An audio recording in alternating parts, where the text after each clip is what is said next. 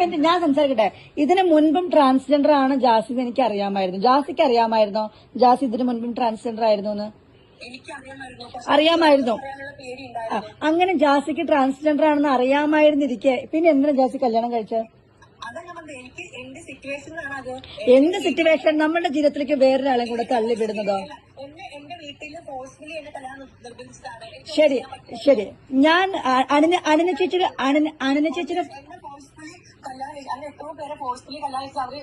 ശരി ശരി ഓക്കെ ശരി ശരി, ജാസിന ഫോഴ്സ്ഫുള്ളി കല്യാണം കഴിച്ചതെന്ന് ജാസി പറഞ്ഞു, ഞാൻ അംഗീകരിക്കുന്നു. ശരി, അനന ചേച്ചിയുടെ ഫ്ളാറ്റിൽ വെച്ചിട്ട് ജാസിയോട് ഞാൻ പറഞ്ഞപ്പോ ജാസി എന്താ എന്നോട് തിരിച്ചു പറഞ്ഞു?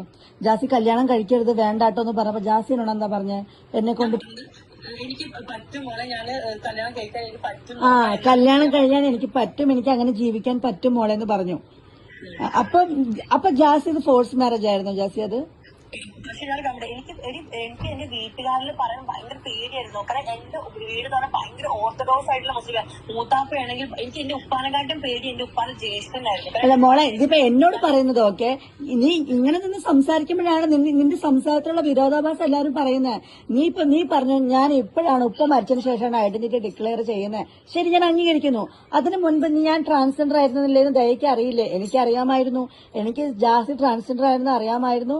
അതുകൊണ്ട് തന്നെയാണ് ജാസി കല്യാണം കഴിക്കാൻ പോകുന്നു പറഞ്ഞപ്പോ ഞാൻ ജാസിയുടെ അടുത്ത് പറഞ്ഞത് അങ്ങനെ ചെയ്യരുത് മോളെ, എന്നെ കൊണ്ട് പറ്റില്ല. അപ്പൊ എന്റെ അടുത്ത് പറഞ്ഞത് എന്നെ കൊണ്ട് പറ്റും മോളെ, എനിക്ക് അങ്ങനെ ജീവിക്കാൻ പറ്റും, എനിക്കതാണ് ഇഷ്ടം എന്ന് എന്റെ അടുത്ത് സംസാരിച്ച ഒരാളാണ്. അതെനിക്കൊരു ഫോഴ്സ് മാരേജ്. അപ്പൊ അത് നീ ഒരിക്കലും അത് ഫോഴ്സ് മാരേജ് ആണെന്ന് പറയരുത്.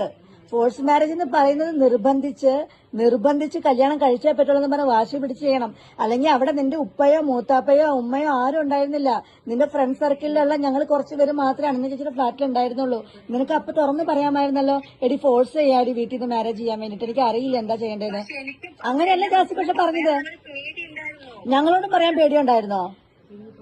ഞങ്ങളോട് പറയാൻ പേടിയുണ്ടായിരുന്നോ? പേടിയുണ്ടായിരുന്നില്ല. പക്ഷെ എന്തുകൊണ്ടാ പക്ഷെ അങ്ങനെ ഒന്നും പറഞ്ഞില്ല?